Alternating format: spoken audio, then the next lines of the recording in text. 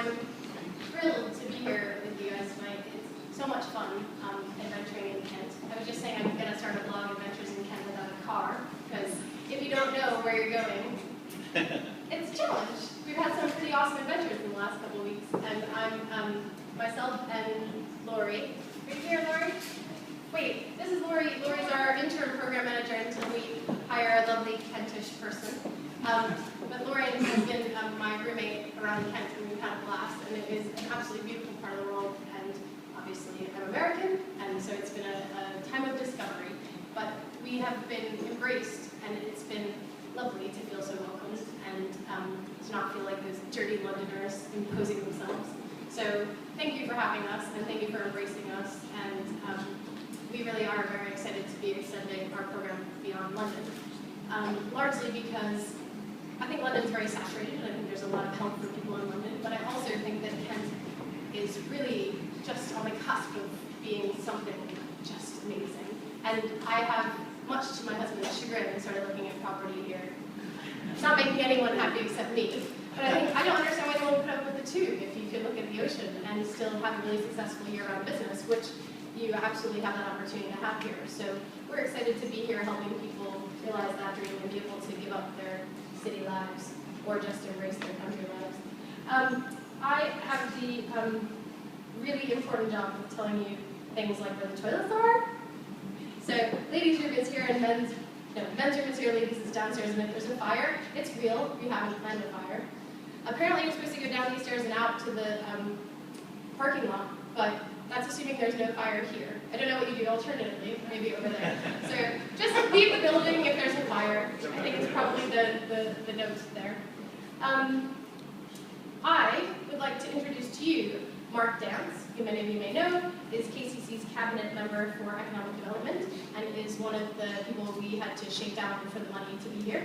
And he graciously agreed to help us, and was just the first of many welcoming faces here. So, Mark, come on up.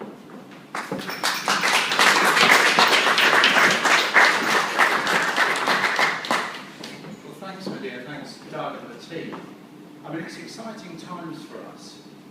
We know the catalyst of Kent. We know the SMEs. It's 80% small businesses in Kent. There's a lot of businesses below the radar. There's a lot of entrepreneurs out there trying to work from coffee shops and lounges. So 2 weeks ago, we launched the Marsh Minute to capture that. But this is the biggie, because what have we got here? We've got the connectivity to London. We've got the team. We've got Doug, Medeia, and the team, which is a proven team. When we roll out Regional Growth Fund, we work on a ratio of companies expanding between £15,000 and £25,000 a job. This is nowhere near that, and it's a lot more solid because you've got 100 people with a success rate we would hope of over 80%, which are starting businesses and attitudes that will last a lifetime. Now, I have spent my past years in sales and marketing. We are so far down the line to America, and it's really good to see the influences coming across. This is where we've got to be. We're in a world market, make no mistake. Everything we do is based on world markets. We have London, we are aware of the inner ring of the M25. What's wrong with living in Kent, working in Kent, travelling to London to do those bigger deals? So it is a great pleasure to have Doug and the team, a proven team, to handle this very, very exciting project. And I wish them the best of luck, and KCC gives you 100% support. So Doug, good luck, and I'm sure everything will be just great.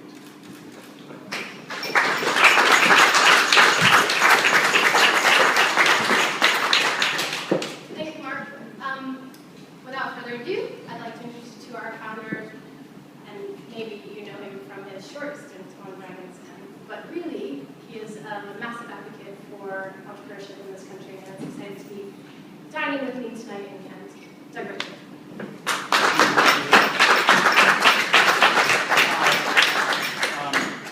I just need to correct something, Mark. I'm not American anymore. I passed my life in the UK exam.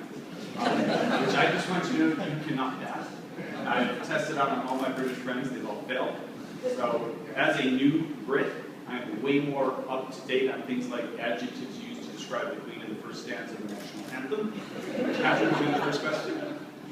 I know, the people are thinking, what adjectives are used? Very good, gracious, you can be half British. That's one of the two. So I am now officially a Brit. Well, and this is my British accent. And your British tan. And my British tan, thank you.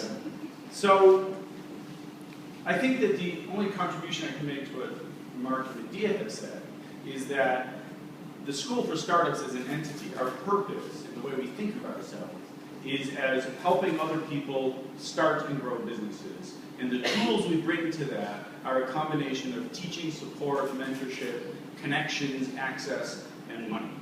And money is in the last position, but it's still on the table.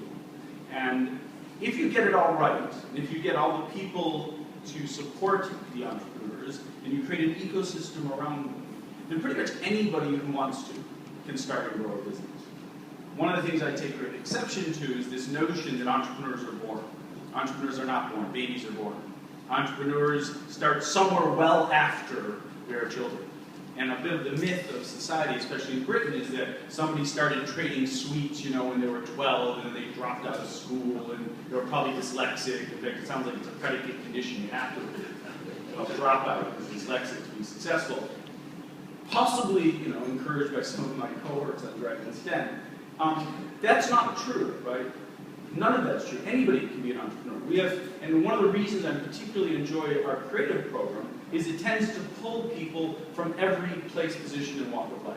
So the oldest person on our course in London was in their late 60s, the youngest person was in their early 20s, and we have everyone in between. And they come pretty much out of everywhere, and they start from all possible positions. Because the only thing we really ask of people is that they are creative people with creative skill.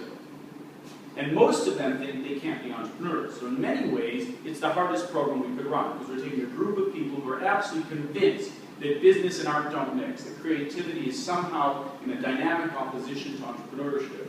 What we try to do is persuade them actually that their art can drive their own self-employment and frequently drive a business that can become quite successful and louder. And one of the reasons I particularly like this area for that is because you have a burgeoning artistic creative community. And we need that. We don't operate in a vacuum. And thus the fact that the physical infrastructure has been rehabilitated, that the transport links, as Mark pointed out, have been improved so that we can communicate effectively with London, puts Kent in a very interesting position. And I think that the position it puts it in is it's a very attractive alternative to London. But it's also in a symbiosis with London. It's not a competition. And if we want Kent to grow, especially this part of Kent to grow economically, then there's only one way to do it. All economies grow on the back of entrepreneurship. They grow because people start new businesses, those new businesses succeed, they employ more people, they throw off taxes, they throw off services that are necessary, they draw in prosperity. And the best kind of prosperity is that which has the highest knowledge or value added. It creates the greatest wealth. And creative businesses are absolutely at the top of that kind of spectrum. Because creativity drives the highest kind of manufacturing value added, the highest kind of outputs. Because if you're going to start anywhere, you might as well start at the top. And thus, when I look around here, I don't see a place in rehabilitation. I see a bit of a ferment of a new type of business starting and growing. And I see a lot of people here. We've had a fantastic reception so far once we've opened applications. And we were, admittedly, we may not have mentioned it to Kent County Council, but we were a little nervous that we would be able to get it off the ground in the time periods. We, of course, promised we could and smiled because we are American. So we just said, of course we can. But in fairness, what has happened is there's been a lot of people come out of, what appears to be nowhere, and they have great talent. They equal or better than the talent of the people applying for our London course, which means we will end up with equal or better outcomes than we've had from the first 2 years in London, where over 160 new businesses have launched, many of them on their way to quite large success at this point.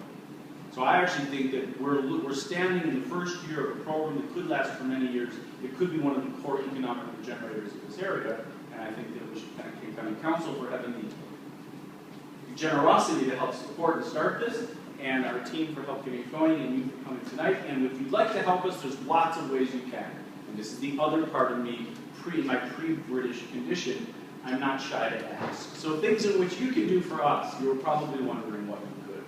If you know somebody who might be a Titan, that's a term we use for mentors, somebody who wants to give back, help, support, teach any of our students, please let us know. If you know somebody you think should be on this course, let them know, because our application is closed on September 15th. If you'd like to be on our course, please apply. If you'd like to help teach, let us know. We are always looking for help. As a social enterprise, we will take complete advantage of you with a smile on our face, and we are perfectly happy to do so. In which spirit, I just like to thank you very much for coming tonight. Thank you, brother.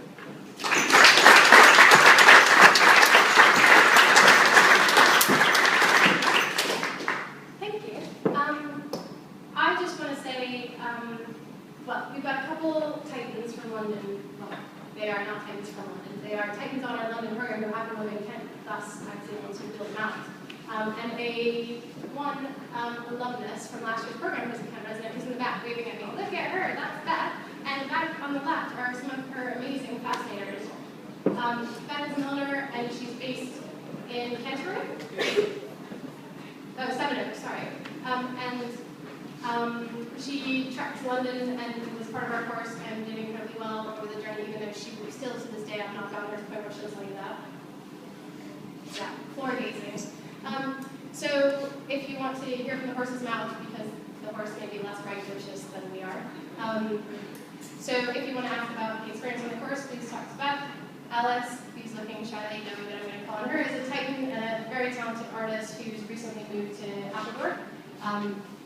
Brilliant, successful career in London, and is now one of you, Kentish people, and has an amazing studio nearby. If you need a portrait, she's your girl.